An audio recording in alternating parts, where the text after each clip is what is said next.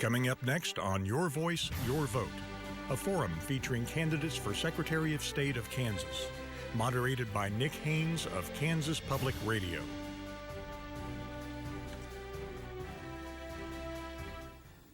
Hello, and welcome to Election 2014. I'm Eugene Williams, CEO and General Manager of KTWU, Topeka, Kansas. And I'm Doug Anstead, Executive Director of the Kansas Press Association. And I'm Ron Kiefover, President of the Kansas Sunshine Coalition for Open Government. KTWU, the Kansas Press Association, and the Kansas Sunshine Coalition for Open Government are very pleased to present to you this important election special. The Kansas Press Association was organized in 1863 to serve, improve, and promote the newspaper industry, and to protect the rights of a free press.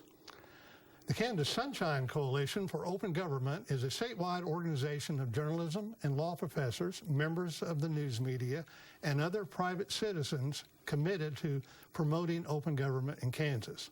It is housed at the Elliott School of Communication at Wichita State University, where the coalition was founded in the year 2000. We hope this special will be very informative to you. We'd like to thank the Kansas Press Association, the Kansas Sunshine Coalition for Open Government, and of course, you for watching.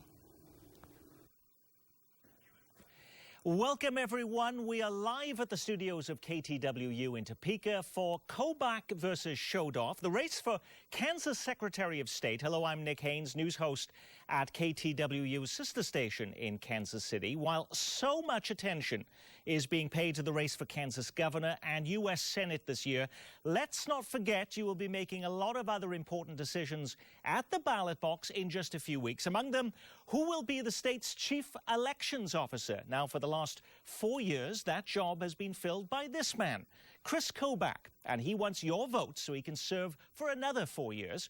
Mr. Kobach is a Republican who, prior to taking office, was a professor of constitutional law at the University of Missouri, Kansas City, a former chairman of the Kansas Republican Party, and a city councilman in Overland Park. Challenging him for the job is Jean Schodorf. She is the Democratic Party candidate, though she served more than a decade in the Kansas Senate as a Republican.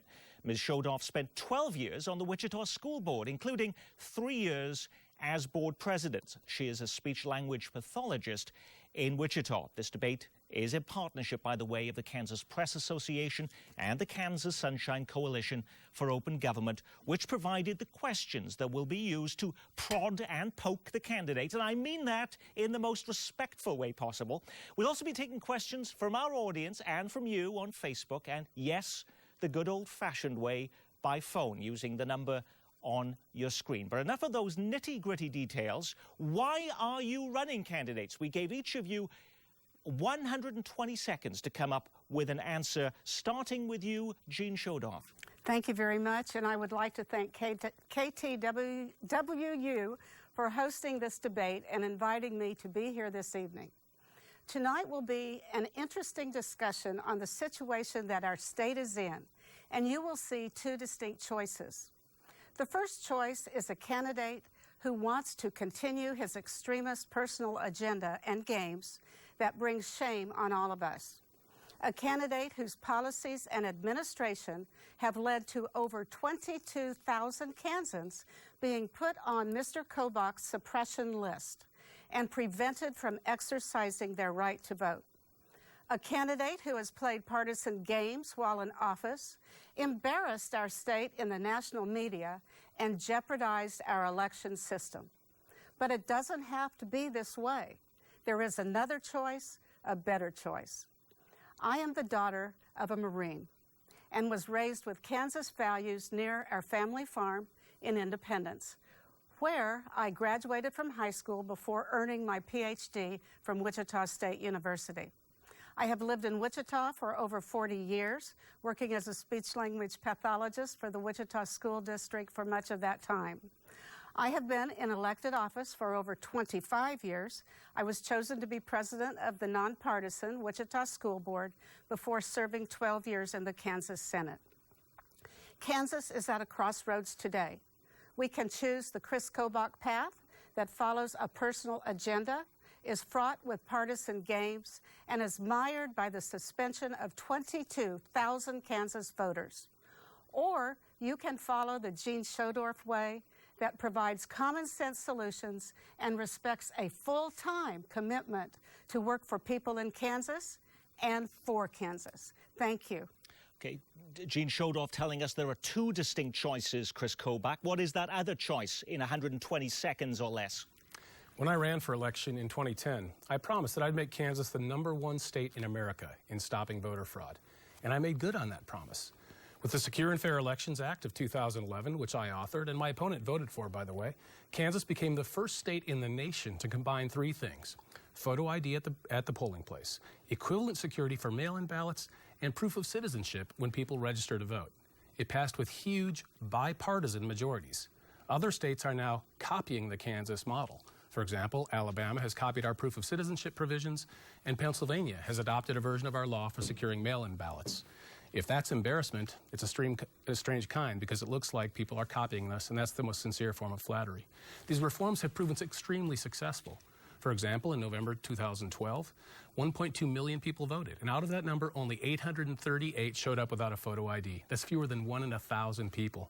And all of them had the opportunity to bring in their photo ID the next week after the election to ensure that their ballots were counted. Our proof of citizenship is working extremely well, too.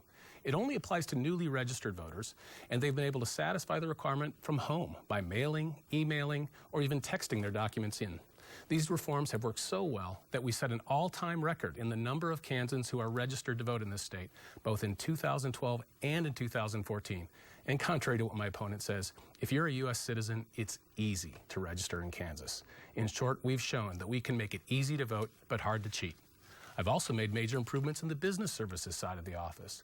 Most importantly, I built the Kansas Business Center. It's a one-stop shop on the internet that connects you to every agency you need and every form you need to start a business or keep one going.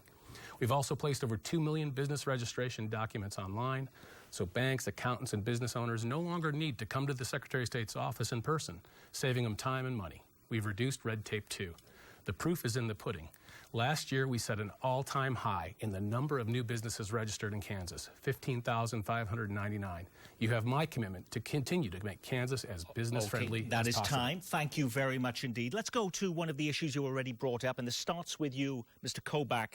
You successfully pushed the Kansas legislature to pass the nation's first proof of citizenship requirements for new voters. You just talked about this.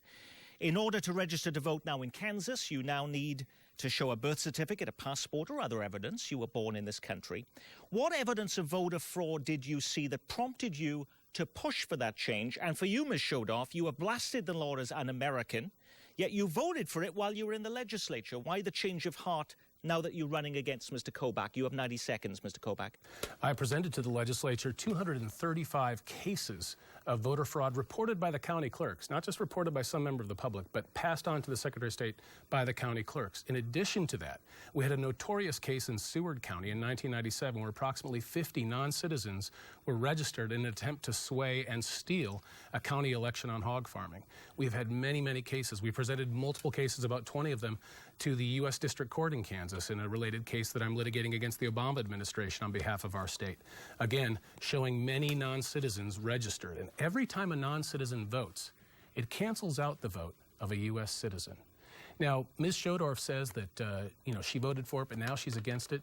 Well, look, I want to know exactly why there's anything wrong with requiring people to prove their U.S. citizenship when they vote. It's happening all over this country where we see non-citizens being registered, sometimes not even knowing that they're breaking the law. They're being manipulated by someone who's telling them or even paying them to register. So there's plenty of evidence of non-citizens voting. Now, in addition to those 235 cases, since then, we presented another 23 cases of people double voting. And that's the one form of voter fraud that still remains very difficult to stop, where they vote in Kansas and in another state in the same election. We're presenting those cases to the counties for prosecution, 23 in the last 2 cycles. Unfortunately, only 4 of them have been prosecuted so far because of lack of county resources. Okay. Ms. Schodorf, 90 seconds. Yes, I have always had a strong law enforcement background in my record in the Kansas Senate. But I also believe officials, when they come and testify in writing, and the legislature believed Kris Kobach, I gave him his chance, but he blew it. And he blew it because he lied to the legislature or did not know how to implement this law. I voted for it to have safe and secure elections. But he promised that every voter could vote, and they wouldn't even know that there was a law there. The other thing he promised was that the DMV would be able to take all of the birth certificates before the law was even implemented and computerize it. And all voters would have to do is show your driver's license. That's why the legislature voted for him. They believed him. He never talked about a suspended voter list. We never voted for 22,000 people to have their voter registration unaccepted and to lose their voting rights.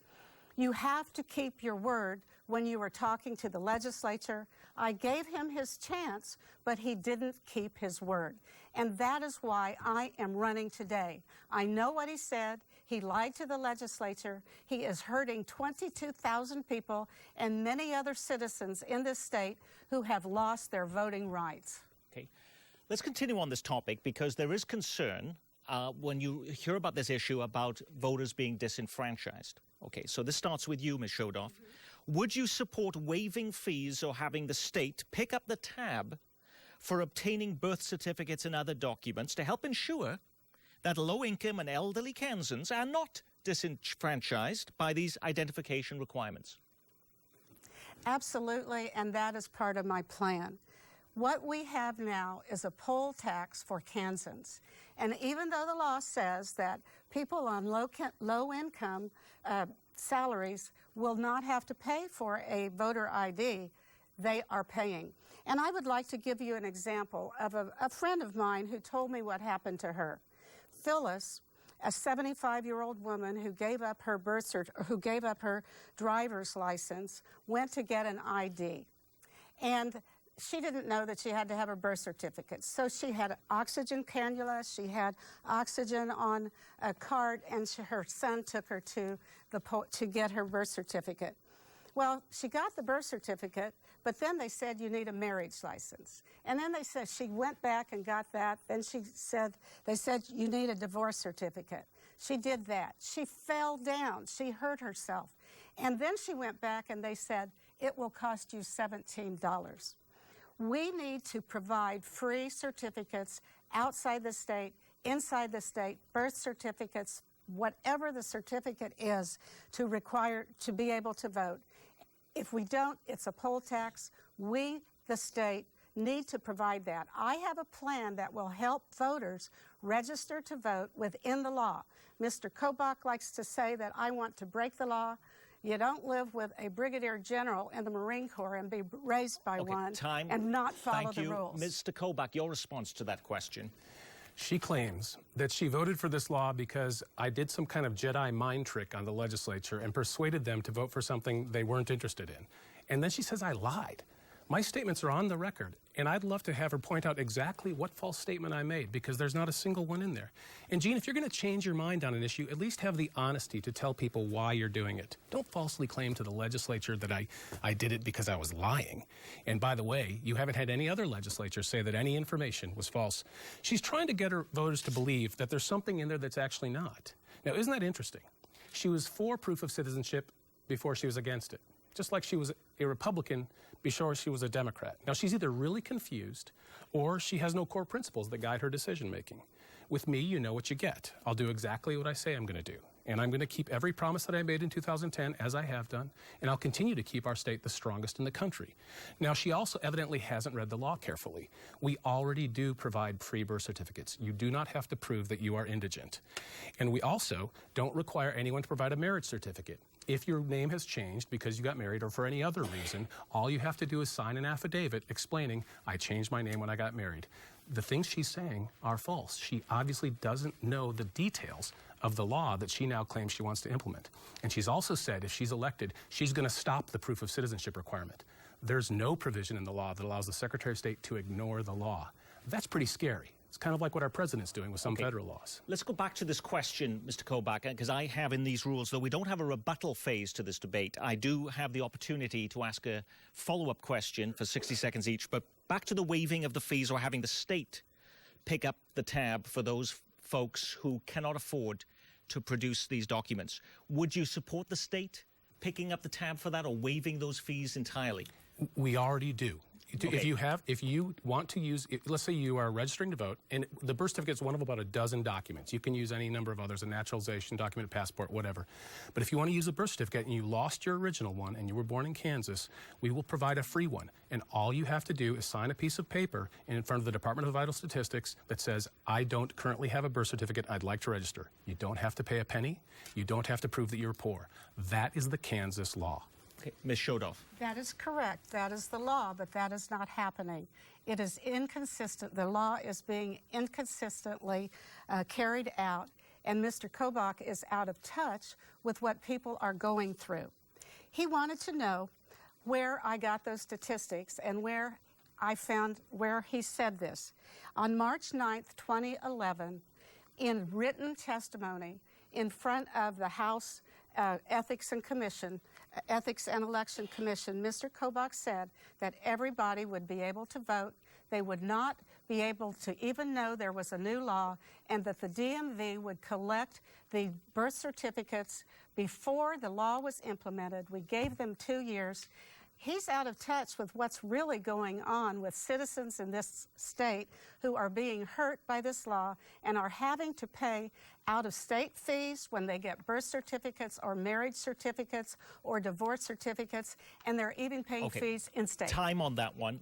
We're going to move on to something else here. Jean Schodorf, you have said repeatedly on the campaign stump you will be a full-time Secretary of State, full-time for the people of Kansas and not Arizona, a reference to Mr. Kobach's efforts in writing and defending before the Supreme Court Arizona's toughest in the land immigration law. So are you not working full-time for Kansans is going to be your question, Mr. Kobach. But for you, Ms. Schodorf, what would you be full-time doing? You've been hypercritical of Mr. Kobach's efforts to stop voter fraud. How would you be working aggressively to tackle that issue if you're elected? 90 seconds. Secretary of State for Kansas is just that, a full-time job for the state of Kansas, not Arizona or Texas or Mississippi or Pennsylvania or Alabama. It's working for you, the citizen of our great state. I will be a full-time Secretary of State.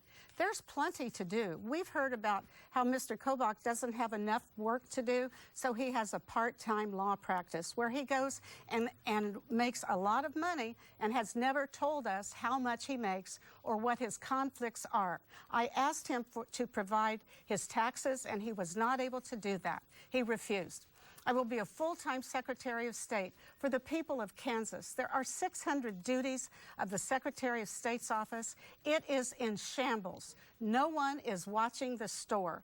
I have a three-part plan that will bring the Secretary of State back into shape and to the Secretary of State's office back into shape and straighten out the business office, the Business Services Office, straighten out and fix the registration mess, and help people in the state of Kansas return and restore their right to vote. Mr. Kobach. My work to stop illegal immigration and to help cities and states that are trying to restore the rule of law is something that I started when I left the U.S. Justice Department, where I was a counsel to U.S. Attorney General John Ashcroft. Since I became Secretary of State, I've cut down those cases, and I do that work purely in my spare time. Ms. Schodorf did ask for my tax returns because she wanted to know how much time I was spending doing that, and I provided something that's one better. I actually provided the exact number of hours spent based on my billing records for about a 6 or 5 month period, and guess what it was? 4.9 hours per week on average. That's about as much time as it takes someone who's a bad golfer like me to golf 9 holes of golf, or 18 holes of golf, actually 9 holes these days. But the point is, if I want to spend my spare time working to stop illegal immigration at home in Kansas, after hours typing away on a computer, or spend a weekend sending a brief, and that's my choice. You don't need a Secretary of State who plays golf. You just need a Secretary of State who's getting the job done. And there is absolutely no question that we have made more reforms in elections and in business than any preceding administration of a Secretary of State. But I don't think she's really worried about how much time I'm spending. I think she disagrees fundamentally with what I am doing. The reason I think that is because she disagrees with restoring the rule of law on immigration. When she was a Kansas senator, she voted not once but twice to give in-state tuition to illegal aliens. that suggests that her priorities are not correct. She puts illegal aliens above U.S. citizens who come from neighboring states like Missouri. That is very troubling to me. Thank you very much. Well, we're getting questions from our audience right now, and we're getting questions on the phone and from Facebook. Here's a basic one, and it goes back to the issue of what the Secretary of State's office does. And this question goes to you first, Mr. Kobach. What do you see as the main purpose of the Secretary of State's office in 90 seconds or less? Well, without question, the number one responsibility, and I think the ones that the voters of Kansas put the most emphasis on, is, of course, ensuring that we have secure and fair and efficiently run elections. And we've certainly done that. And by the way, in addition to all the other statistics I gave in my opening statement, we also have extremely short voter lines in Kansas. Our wait times to vote in the 2012 election were about 10 minutes. That's well below the national average of 13.2 minutes. We've also won an award from Google, given to a very small number of states for their efficiency in administering elections. Things are working very well. The second job, the second primary job, there are many smaller jobs that the office has, but the second big one is business filings. And this is a big deal because we've made massive reforms during my tenure. As I said, we have the Kansas Business Center, a one-stop shop on the internet. We've put millions of documents online. We've also cut red tape by eliminating the reasons that when a business files something with our office, it gets rejected. And in fact, we've cut the rejections number down by 50%. That saves businesses a lot of time because then they don't have to spend the time refiling that application. We've also done something really impressive. We're the first state in America to team up with a software company so that when an accountant is doing the taxes for a business, he can automatically, without even filling out another form, he can file the business annual report for that business as well. First state in America to do that. So we're doing a lot, and we're doing it with less money, and that shows that we can accomplish all that we want, and we can do it very fairly in Kansas. Democratic candidate Jean Schodorf. That is true, that the Secretary of State is the Chief Elections Officer. But the Chief Elections Officer must be fair, impartial, and nonpartisan, and not support candidates. I will be your nonpartisan, fair, and impartial election officer and have safe, secure, and trustworthy elections. Mr. Kobach has a PAC. He contributes to candidates. He supported Pat Roberts in the fiasco at the circus in Topeka because he's on the committee of Pat Roberts' election committee. He is not fair. He is not impartial. He jeopardized the election for having late ballots sent out to our military men and women overseas because of a partisan belief that he wanted to exert himself into the election process and misinterpreted the statute. And the Supreme Court told him that he was wrong to let Chad Taylor withdraw. He is not impartial. He is partisan. He is not fair, and I don't trust the results. I question the results. They are counting ballots in secret in Sedgwick County. We must have an election officer who is trustworthy, fair, and impartial. Okay, you mentioned then about the partisan nature. We are getting questions about that from our audience. So let's go to that area. And it starts with you then, Jean Schodorf, for 90 seconds. As the state's chief elections officer, is endorsing candidates and participating in their campaigns appropriate? Should the Secretary of State refrain from such campaign activities to maintain the integrity of the office? And are you endorsing any candidates? Heavens, no. I would never do that. Now, presently, no. Okay. Have you got anything else to say on this issue? I said it all, but okay. An elections officer for the state of Kansas is supposed to be above the fray, not take sides, make sure that our elections are held and that our citizens trust that the results are accurate, that they're timely, that the candidates can trust that whatever the count is, whoever wins, we know that that is the true result. But if you contribute to candidates, if the Secretary of State, like Kris Kobach is doing now, contributes and takes sides with candidates, how can we trust his opinions when someone on an opposing party comes and asks his advice? The Secretary of State must be impartial, nonpartisan, fair to every citizen. The Secretary of State must work with Republicans and Independents and Democrats and be there as a resource. But know that we have free elections, fair elections. They're the cornerstone of our democracy. Voting is so important. There cannot be a question of trust or distrust of the Secretary of State.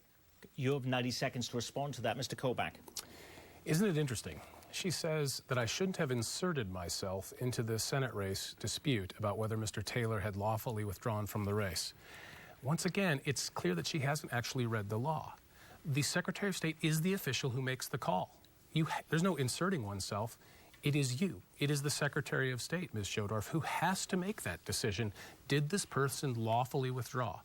Well, in 1997, the legislature insisted on a new requirement in Kansas law. They said the only way you get out of a race after the primary is you have two choices. Either you die or you declare that you are, quote, not capable of fulfilling the offices of the duties if elected, end quote.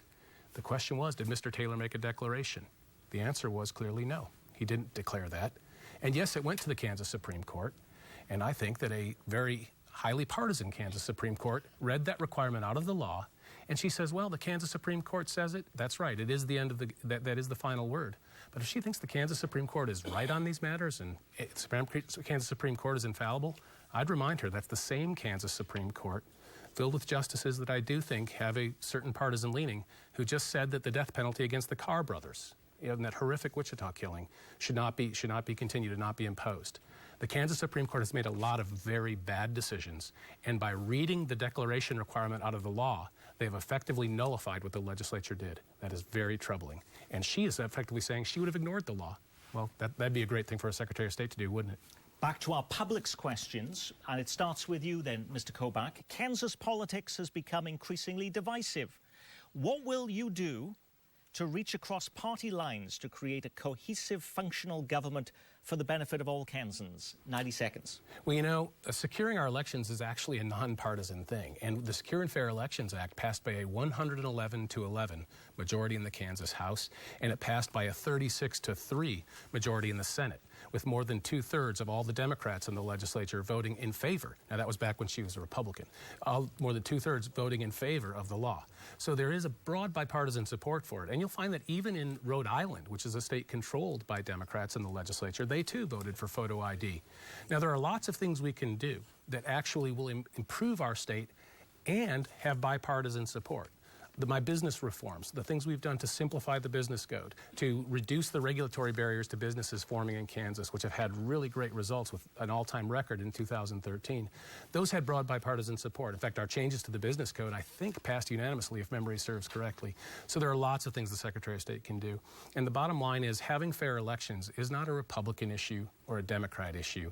It's an American issue. It's an issue about the rule of law, because at the end of the day, we all have to be confident that that election, even if it came down to 1 or 2 votes, that election was the right, correct results, and there were no illegitimate votes cast. Now, Ms. Schodorf, by getting rid of our proof of citizenship requirement, would allow aliens to be on our voter rolls. And we've successfully stopped many, more than a dozen in Sedgwick County alone since the law went into effect. Every time an alien votes, it cancels out the vote of a U.S. citizen. And no one should lose office or win office based on alien votes. 90 seconds, Ms. Schodorf. I have repeatedly said that I will follow the law, and the Secretary of State must administer the law. And I have never said that I would call for the law to be repealed. I will work within the law to help the 22,000 people who are having their voter rights taken away. I have always been, I got my start in nonpartisan politics and working for the public good. I worked in League of Women Voters, where we would study a problem and come up with solutions. I then worked and was elected at the school board, the Wichita School Board, for 12 years, president, where I worked for good public education, trying to come up with solutions to help improve public education. When I was in the state Senate, I worked across the aisle with both Democrats and Republicans to, again, work for the best that we could do for our state. I was fiscally responsible. I was on the Ways and Means Committee for 12 years, cut $1 billion out of the budget. But now I want to be your Secretary of State because I can work with people. I am fair. I am impartial. I will not contribute. I will not be partisan. I will be above the fray to make sure that you trust your officials and you trust the results of the elections. It is so important, and I do agree that our elections are so important for the future of our country. That's it. We move on to the next topic here. Since you believe the Secretary of State should be nonpartisan, do you believe it should be an elected office? Should it become an appointed office? Beginning with you, Jean Schodorf, 90 seconds.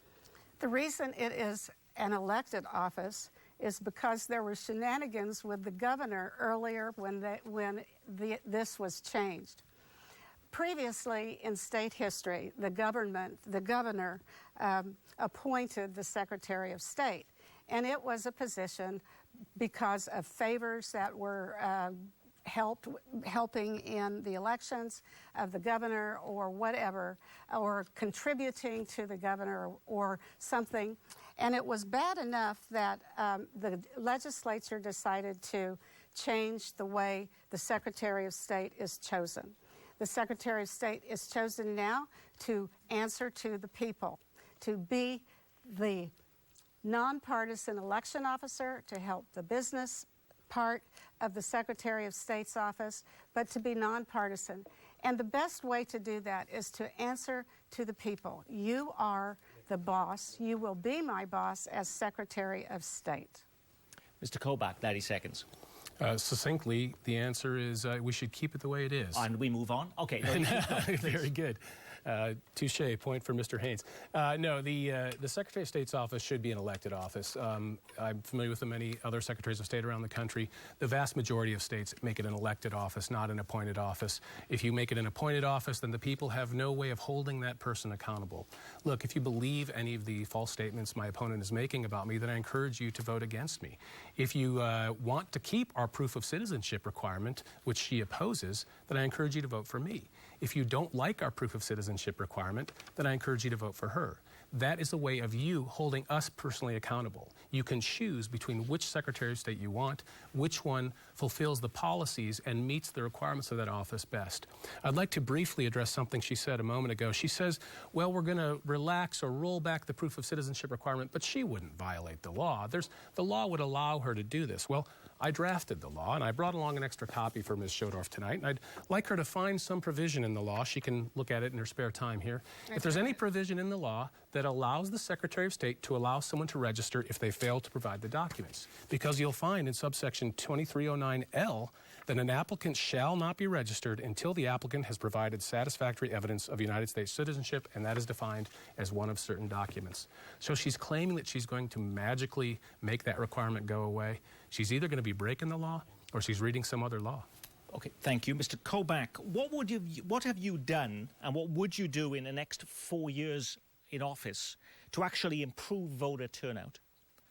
Actually, one of the things we've done very recently is we have launched a mobile app, and you can get that app at Vote Kansas. It's called the Vote Kansas app on your app store. We first launched the Apple version for iPhones, and we just yesterday launched the Android version. What this app does is it makes it easier to vote. Bottom line, it tells you, you plug in your address, it tells you where the polling place is. You can also see an example of the ballot. It'll also give you directions to the polling place, and some people have had changes in their polling places, and that'll come in handy. That's one thing we can do to improve the number of people voting. Another thing we can do is actually encourage youth to get excited about our democracy, our republic, get excited about their responsibility.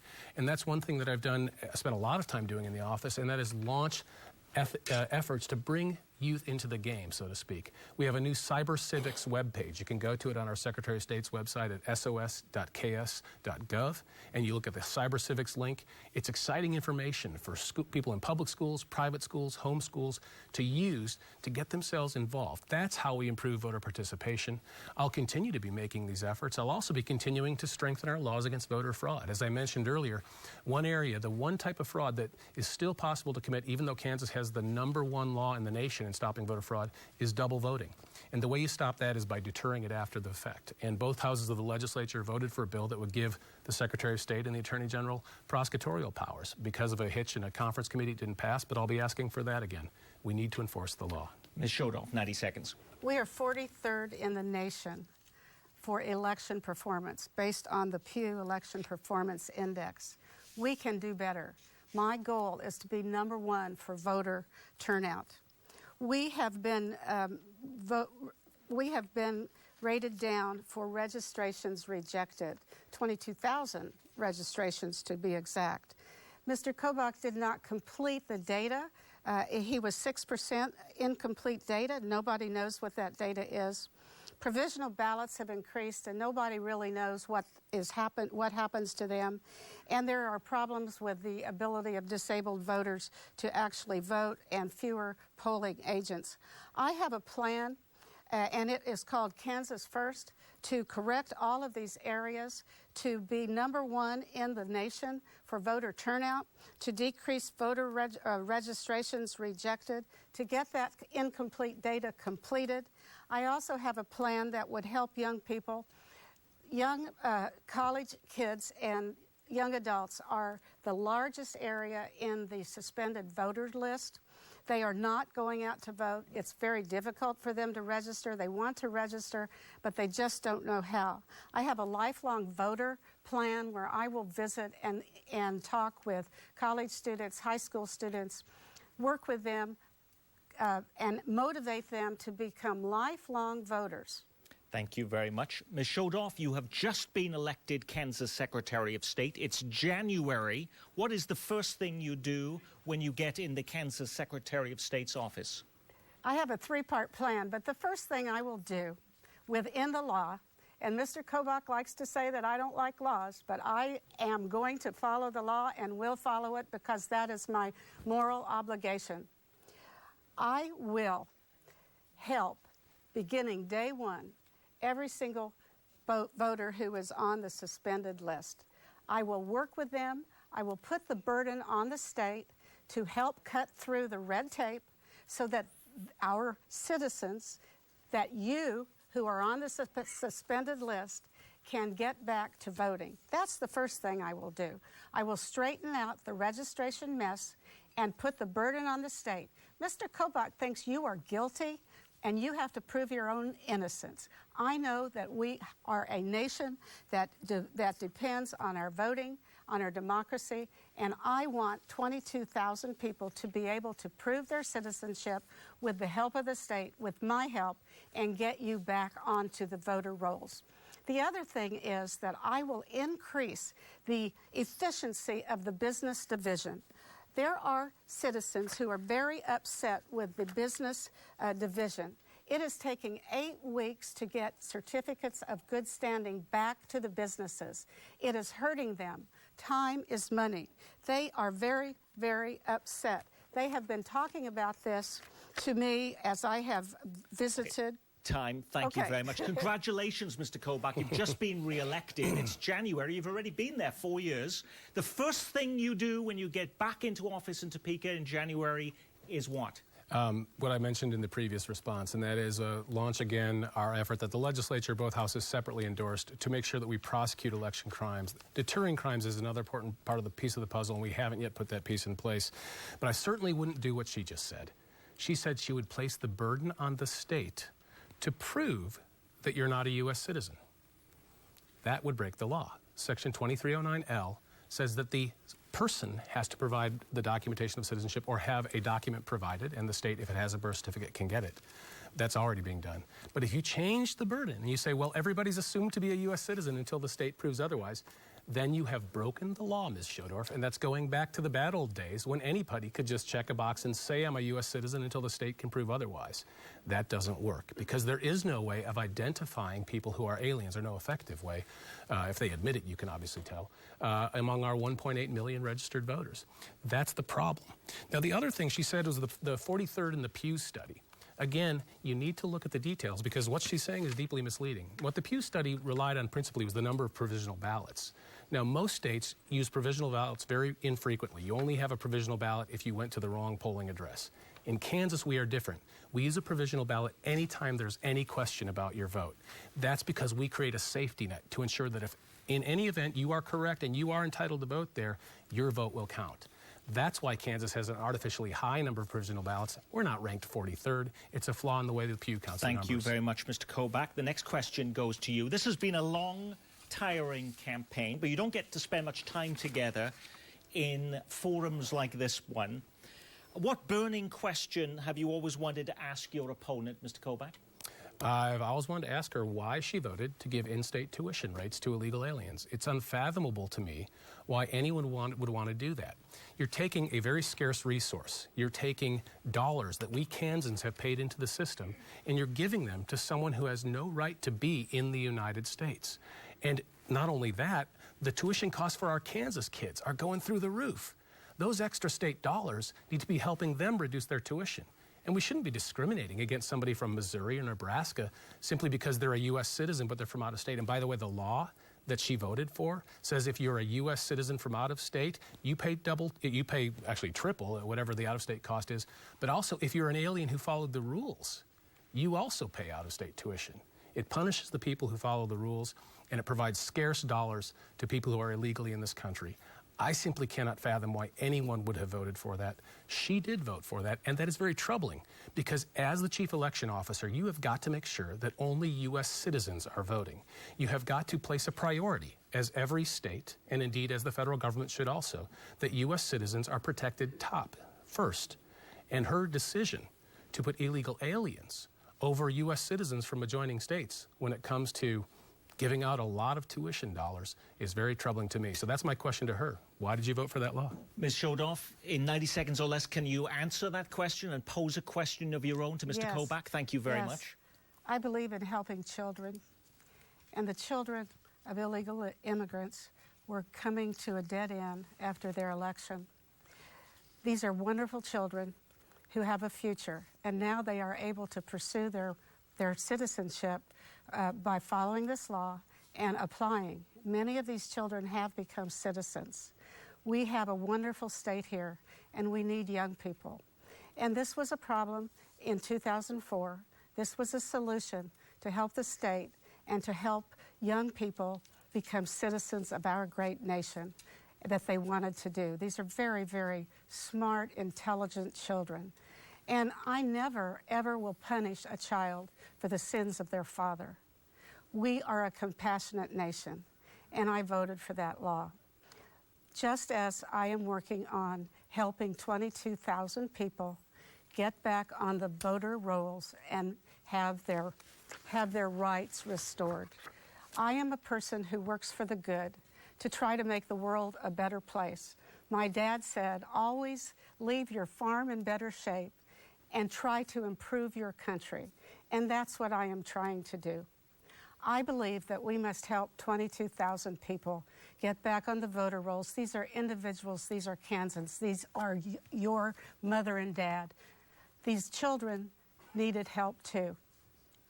Okay, that was the end. You answered that question. Now, are you able to pose a question that you've wanted to have that's been burning on your mind to ask of Mr. Kobach, so we can restart the clock on this to 90 seconds, your question to Mr. Kobach? I am very worried about conflicts that you had when you made that decision. First of all, you were gone, and then secondly, you did not recuse yourself when you made the decision to put Chad Taylor back on the ballot. And then I am concerned about conflicts that you have in your law business. And so this is a two-part question that I believe the people of Kansas need to know, so we can put this aside, so we can put it to rest, so that everybody knows that how much you make, and that's the question, how much do you make in your part-time law practice? You suggested that at one point it was like a single mother with a second job. So I am asking you, how much do you make in your legal law your part-time practice? And what are your conflicts with the state of Kansas through your clients? Okay, so how much time do I have? She just did 3 minutes. Yes. So no, you have another 90 seconds. She was finishing that response from the earlier one, and now this is a brand new 90 seconds. Okay, so there were a number of questions jumbled together there, but she was essentially suggesting that I had a conflict of interest, she says.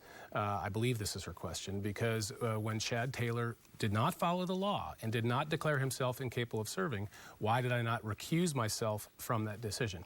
She misunderstands what recusal is. Recusal is something that is done in a judicial context. So a judge recuses himself from a fact-finding inquiry. A member of a board recuses itself from a fact-finding inquiry. The Secretary of State is the only person who can make the decision. If I recused myself, as she would like to imagine, it would just be a decision made by the Assistant Secretary of State who read the law the exact same way that I did, and that is according to the meaning of the English words. As for any conflicts with my current job, there are absolutely none. Representing the 10 ICE agents, which I'm doing right now, who are suing the Obama administration because President Obama's Secretary of Homeland Security has ordered those ICE agents to break the law, there's absolutely no conflict of interest between that and me serving as Secretary of State in Kansas. And you know, she also said this. She said those kids that are getting in-state tuition because of her vote, she said those kids have become citizens. That's not correct. Under federal law, you cannot become a U.S. citizen if you are unlawfully present in the United States. And I'd like her to name one of them if she can. I'd be very interested to see how that happened. And she finally says that these people, these 22,000, need to be allowed to get back on the voter rolls. That was a misleading statement. They've never been registered. They've sent in the card, but they haven't proven citizenship. That was time on that. But did you answer the question of how much you were making on your private law I'm sorry, practice? I answered 2 of the 3 questions, but the third is it depends on the year. So in any given year, if I'm not doing very much, it might be in the neighborhood of 30,000 or so. If I'm doing a lot, it might be over 100,000 or so. But again, you're talking about an average of 4.9 hours a week. Do the math, 50 weeks. It really depends on how much there is. Okay, we're going to follow up on a question now that you brought up earlier, Mr. Kobach, about the prosecutorial potential role of the Secretary of State's office. And we've had this question come up from our audience, which was, should the Secretary of State have expanded law enforcement duties? My question to you, what would they actually be and what would they do? Yeah, absolutely. So the legislature already approved this, as I mentioned. The 2 houses separately voted for bills that are slightly different. And as a result, it went to a conference committee. It got coupled with another bill and didn't get finally passed in its new form. The reason we need to do this is because double voting still occurs. Now, with photo ID, you can stop people from impersonating others. You can stop them from creating false identities. With proof of citizenship, you can stop people who are not U.S. citizens from voting. And that's why it is so important that you pay attention to this race, because I'm going to keep that requirement in place. She won't. But with regard to prosecutorial authority, that's important for double voting, because neither of our protections stop double voting. A person voting once in Kansas, and then if they have a residence, or they used to be a resident of some other state, say Nebraska, they can vote absentee in Nebraska and also vote in Kansas. Now, what's happening is we are referring these cases to county prosecutors. As I said, we referred 23 cases in the last 2 election cycles, but the counties are absolutely swamped. Only 4 of the 23 have actually resulted in the county doing something and taking the case on and taking it all the way to a prosecution. And by the way, these 23 cases are slam dunks. You have a signed document in Kansas saying that the person voted, and you have a signed document in the other state, and the signatures have been matched. We've checked them. A signed document in the other state saying that the person voted there as well. So it just requires the county attorneys to take time from their very busy schedules, and they just don't have it. So the Attorney General needs to be able to help, and the Secretary of State needs to be able to help. We must enforce the law. Ms. Schodorf, are you in favor of additional law enforcement responsibilities for the Secretary of State? Not the Secretary of State. I would support the Attorney General being able to participate and have prosecutorial powers, because the Attorney General is the attorney for the state of Kansas, not the Secretary of State. I think it's working when Mr. Kobach says that 4 cases were prosecuted. Yes, 4 cases were prosecuted because of local control. Local law enforcement could do the investigations and then prosecute the cases. If somebody has broken the law, I believe that they should be prosecuted. I do not believe that 22,000 people who are innocent and just trying to complete the registration process should be judged as guilty. I do not think the Secretary of State's office should prosecute cases. local control is better.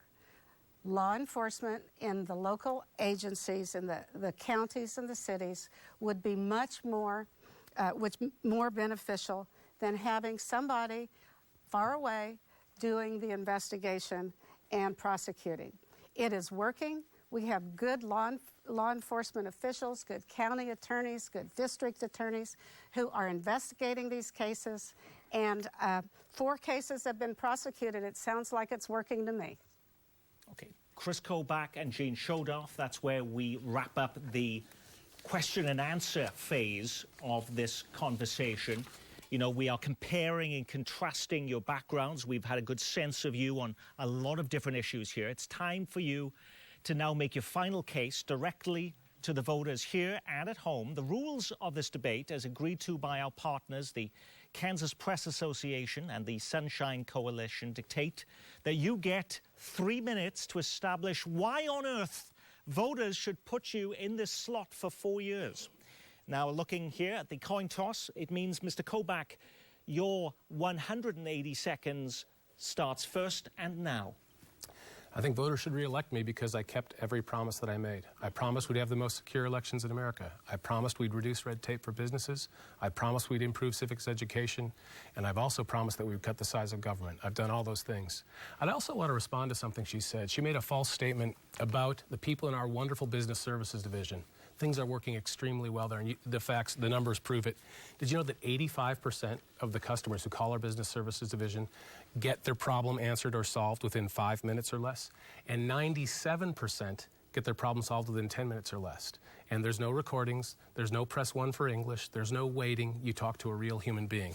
That's what you call success, and business services is doing really well. Second thing I'd point out is, did you notice how she started this debate?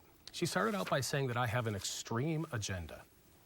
That's interesting, because my agenda is requiring photo ID and proof of citizenship for people to vote in Kansas elections. 84% of Kansans favor proof of citizenship, according to a Survey USA poll, and 85% support photo ID. So if she thinks that's an extreme agenda, then I guess she thinks 85% of Kansans are extreme too.